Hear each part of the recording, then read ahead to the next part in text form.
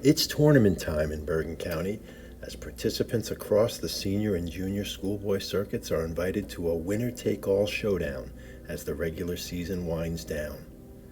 Most of the skippers in the NNJAL are not big fans of the format or the timing, as they are trying to keep their teams, and particularly their ace pitchers, well rested. The real prize is the league title, and managers will often rest their starters or tinker with their lineup in these county tournament games to prepare for a regular league opponent. As the temperatures soar into the 90s, 12 teams were tapped for the tourney in 1939, including 5 from Bergen County. Teaneck, Ridgewood, Garfield, Lodi, and Bogota were chosen to compete.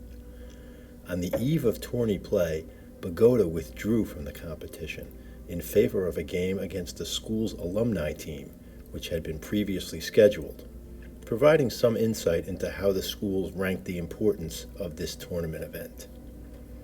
For its part, Teaneck opened the tourney against Harrison and threw Ray Mersch on the hill as they had a must-win league game the following day against Ridgefield Park and their ace, Al Deuce, which a win would assure them at least a share of the league title. The plan for Coach Charlie Knapp would be to start Big Jim Sloan to square off against Deuce and the Scarlet Nine, and then save him for a showdown against Hackensack before expending him in any of the Tri-County tilts. As it turned out, Mersch pitched brilliantly against Harrison, but with Teaneck leading 4-1, Mersch fell apart in the 7th, walking the leadoff hitter and then hitting the next 2 batters to load the bases.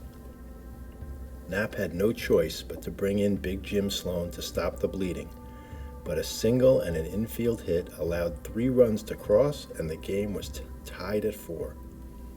Sloan shut down the opposition from there, and the dramatics came to a conclusion when Bill Apple Kreider hit a 2-run homer in the bottom of the 8th, and Sloan recorded his league record 110th strikeout to seal the 6-4 win and move his record to 9-3.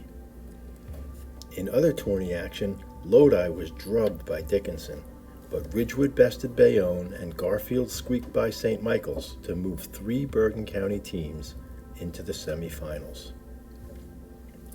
Over in the NNJAL, the Highwaymen were back on the field the next day to take on Ridgefield Park. Although the Scarlets sat in the cellar of the circuit, that one victory came against Englewood, and their ace pitcher Al Deuce can handle any lineup in the league. The Scarlet Nine just haven't provided any support for Deuce in the field or at the bat. On this day, Deuce had his fastball, but didn't have his command. He struck out 10, but issued 8 walks, and the Teaneck bats jumped on his offerings early and built up a 9-0 lead after 3 innings. With Sloan having pitched 3 innings the day before, and with a game against Garfield on the schedule before the showdown with Hackensack in the league finale, Coach Knapp took Sloan out after only 4 innings. He had given up only 1 hit and struck out 7, and was credited with his 10th win on the season. Warren Sheets was called upon to finish up in a 10-3 Teaneck victory. The win assured Teaneck of no worse than a tie for the league title, but avenging the early season defeat to Hackensack had been on the minds of Sloan and the Highwaymen all season, and they looked forward to the chance to beat the Comets and claim the crown outright. In other league action, it was Rutherford besting Leonia 3-0 in a hard-fought pitching duel between the Bulldogs' Walt Schneider and the Lions' Rudy Jaeger.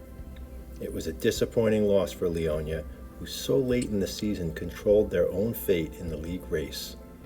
Jaeger struck out 9 and gave up only 1 unearned run, but other than a 3-for-3 performance at the plate by Dutch Hilderhoff, he received no offensive support. Meanwhile, Cliffside Park maintained a mathematical chance at a share of the league crown by slipping past Tenafly in a slugfest at their home field, which was news in itself as the Parkers were permitted to play in Cliffside after unruly fans had moved most of their games to the visitors' parks. 6 Tenafly errors led to an 11-8 win, and a Teaneck loss to Hackensack would put Cliffside in a tie in the loss column and determine whether a previously canceled game against Rutherford would need to be made up in order to give the Parkers a share of the title. As the week drew to a close, news was made when Ridgewood decided to forfeit its semifinal contest against Dickinson, as they had already committed to a non-league game against Blair Academy and an alternate date could not be arranged. The forfeit put Dickinson in the finals against the winner of the Teaneck-Garfield matchup.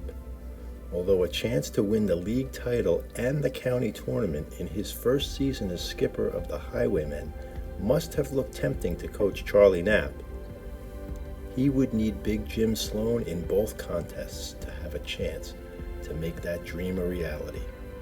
It remained to be seen how much Big Jim had left in the tank and how much Coach Knapp would ask of him as the 1939 season reached its final week.